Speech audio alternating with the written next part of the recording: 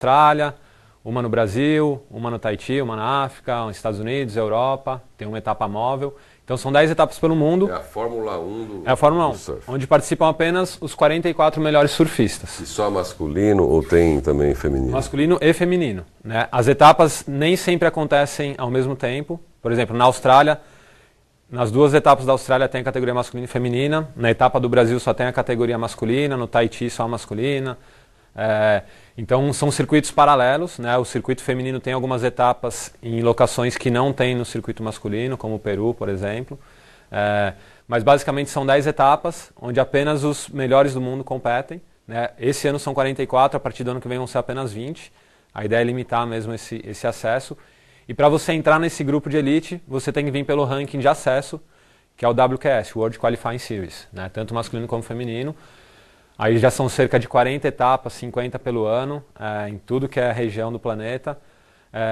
As etapas têm premiações e pontuações de acordo com o nível de estrelas. Então, o WQS ele pode ser de 1 estrela até 6 estrelas, que é a pontuação máxima, né? Tem algumas praias que recebem o WQS 6 estrelas, que as zonas são muito boas, então eles recebem o título de Prime, né? 6 estrelas Prime, que aí a pontuação é maior, a premiação também.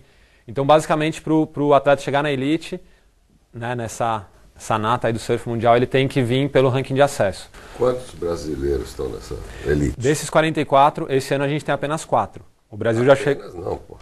10%? Que o Brasil já chegou a ter 11 atletas entre os 44 melhores, né? É um país realmente que, junto com a Austrália e os Estados Unidos, é a grande potência do surf. Mas nos últimos anos a gente perdeu um pouquinho, né? A Europa chegou com uma força muito grande no circuito mundial, né? Exatamente por eles fazerem um circuito de base muito forte lá na Europa, né? Então, o circuito mundial é mais ou menos assim, né? Em termos nacionais, o Brasil tem o brasileiro profissional, tem o brasileiro amador, né? Que não chama mais amador, mas é o brasileiro para as categorias de base, júnior, mirim, iniciante, né? Então, um trabalho que as entidades vêm fazendo. Aqui no Brasil a gente tem a Confederação Brasileira de Surf, a entidade reconhecida pelo Comitê Olímpico, pelo Ministério do Esporte. Diversas federações estaduais são filiadas à federação, se eu não me engano são 16 federações filiadas à federação. E abaixo das federações tem as associações municipais. Então aqui em São Paulo, por exemplo, a gente tem a Associação de Surf de Itanhaém, de Mongaguá, de Santos, do Guarujá, de Bertioga, São Sebastião, Ubatuba, Caraguatatuba, todas filiadas à Federação Paulista de Surf e a federação filiada à Confederação. Então a Associação de Ubatuba faz o circuito municipal de Ubatuba, os melhores desse circuito ganham vaga para o circuito paulista, né? Aí o circuito paulista reúne atletas de todo o estado e os melhores garantem sua vaga para o brasileiro. Os melhores no brasileiro garantem a vaga para o Mundial Amador, que é organizado por outra entidade, que é a ISA, International Surfing Association. E aí quem começa a se destacar nos circuitos amadores, aí já galga, já dá o próximo passo para uma carreira profissional, né? E um dos grandes trabalhos hoje em dia no Brasil é exatamente facilitar essa transição, porque até chegar no nível profissional, o Brasil domina, né, de igual para igual com as grandes potências, mas quando chega no profissional, talvez pela falta de recursos para viajar ou pela falta de investimento na preparação, né, até chegar lá, quando chega no nível profissional, né, e pega as ondas aí que tem no mundo, aí mundo afora e que não tem no Brasil, os atletas continuam tendo uma certa dificuldade de competir de igual para igual com os estrangeiros. Eu tenho algumas curiosidades aqui, até anotei aqui, né? Bom, eu tenho um curso de gestão e um dos trabalhos de conclusão foi um pouco sobre o surf e tinha uma construção, uma situação de criar ondas numa praia, né? Que eu achei interessante e era um movimento de tentar fazer isso no Brasil para que as pessoas não saíssem tanto para pegar onda. Então isso existe mesmo, né? Uma tecnologia nesse sentido, né? Existe uma tecnologia de fundos artificiais, né, que é esse caso. O que acontece no Brasil? A gente recebe muito... O surf, para você ter uma onda perfeita, você depende de uma série de variáveis naturais, né? Ondulação, vento, fundo, posição geográfica da praia, maré, etc. e tal. O Brasil é um país que ele tem bastante ondulação, né? Quando forma aquelas frentes frias, que o surfista fica feliz, ninguém gosta, mas o surfista fica feliz, é porque a gente sabe que vai vir onda. O problema do Brasil são fundos, né? A maioria dos nossos fundos das nossas praias são de areia, então são fundos que estão sempre mudando, a onda quebra com muita inconstância, cada hora num lugar. E uma das soluções para melhorar seria exatamente fundo artificial, né? O pessoal lá da Universidade Federal do Rio tem um estudo bem grande sobre isso. Nova Zelândia já tem fundo artificial, Austrália tem, na Índia já tem um. Na verdade, eles não funcionam tão bem como era o planejado, mas é uma alternativa que tem se buscado, né? Outras alternativas são surfar em lugares pouco antes imaginados, né? Então, hoje em dia, a gente tem pessoas surfando nos rios da Amazônia, né? Nas ondas da Pororoca, né? Ondas incríveis. 50 minutos de...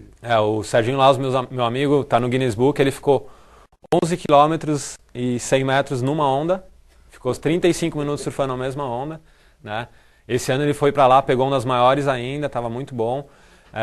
Né? Tem gente hoje em dia fazendo expedição para surfar no Alasca, né? Pegando onda lá nos polos, no frio. Quentinho, né? Né? O próprio advento do jet ski junto com o surf, existiam ondas muito grandes que o surfista não conseguia acompanhar a velocidade na remada. Então, hoje em dia, com o auxílio do jet ski, o pessoal está pegando ondas aí de 20, 30 metros de altura, né? Ondas que para você surfar no braço é impossível. Né? Descobriram uma bancada lá na Califórnia, 200 quilômetros da costa, e o pessoal faz expedição, passa a noite inteira no barco para chegar lá e pegar uma onda gigante a 200 quilômetros da costa. Então o surf ele tem expandido assim as barreiras, né? Tem buscado novas locações para praticar, né? Principalmente por um motivo. O número de ondas que a gente tem no mundo não vai crescer muito, né? Porque é natural, uma característica natural de cada país, mas o número de surfistas está crescendo a cada dia. Agora, Então... uma pergunta nessa curiosidade. Por exemplo, o Japão já tem um parque que você tem ondas grandes e tem surf lá. Quer dizer, tudo em condições ideais. Exatamente. Tem navio transatlântico que tem ondas menores, mas o cara surfa também dentro do navio, né?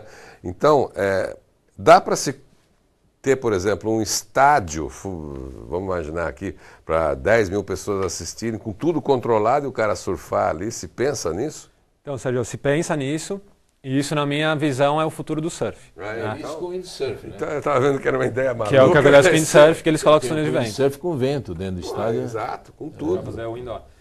Hoje em dia já é uma realidade as piscinas de onda, né? Então, são piscinas mesmo que formam ondas parecidas com as ondas do mar. O Japão tem uma piscina fantástica, que a onda é super parecida mesmo, é uma onda dinâmica, ela vem quebrando, né? Aqui no Brasil a gente já teve algumas tentativas, mas a onda ficou muito pequena, então acabou não sendo uma onda que os surfistas aprovaram pelo tamanho. E tem também a onda estática, que é essa que tem nos navios, que é jogado um jato d'água numa parede e forma uma onda, né? Mas a onda fica ali parada. Eu tentei quebrar a cara, viu? É super difícil, né? É difícil. Diferente. Mas o futuro mesmo são as piscinas de onda, né? De onda dinâmica. O que para mim vai ser o futuro e vai ser a grande possibilidade até da gente realizar um sonho que tem no surf, que é de incluir o surf nos Jogos Olímpicos, né? Porque... E vocês vão fazer demonstrativo? Que é um projeto que a gente tem, 2016 com a Olimpíada aqui no Rio. O Rio é uma cidade que facilmente teria condição de ter o surf dentre as modalidades dos jogos, né? Infelizmente ainda não está incluso, mas a ideia é exatamente fazer um campeonato lá durante os jogos, mostrar para todo mundo que estiver aqui, para a mídia, que o surf tem tudo a ver, né? Que é um esporte hoje em dia muito praticado, jovem, e que pode estar aí nos Jogos Olímpicos. Quem sabe o dia que a gente tiver piscinas com onda espalhadas pelo mundo, fica mais fácil e qualquer cidade pode receber. A gente chegou ao final do nosso tempo. Queria agradecer, Alexandre. Você... Passou rápido, né? Pô, deu uma aula aqui, surfar uma onda aqui, que bacana. Eu acho que muita coisa legal. Eu não sabia a maioria do que você falou aqui, né, Brunoro? Muito legal. E acho que o telespectador também, muita coisa aí aprendeu com o teu papo. Vem outras vezes aí para contar as novidades. Legal, Sérgio. Eu queria agradecer mais uma vez o convite, né, de estar aqui falando com vocês sobre surf. Para o pessoal que está em casa assistindo, pratique surf, é um esporte que faz muito bem para a saúde mental e física. Né, incentivem seus filhos a praticar, que se for numa escola certa, com os devidos cuidados, só vai fazer bem. E para quem quiser saber mais informação, pode acessar nosso site, ibrasurf.com.br. Qualquer coisa que precisar, parte de estudo, pesquisa, quiser conhecer melhor o mercado, as oportunidades, a gente está aí direto e à disposição do pessoal. Valeu, e você continue ligado aqui no nosso canal. Voltamos na próxima semana nesse mesmo horário com um novo tema. Em meu nome, do Brunoro, agradecemos a sua audiência. Até lá.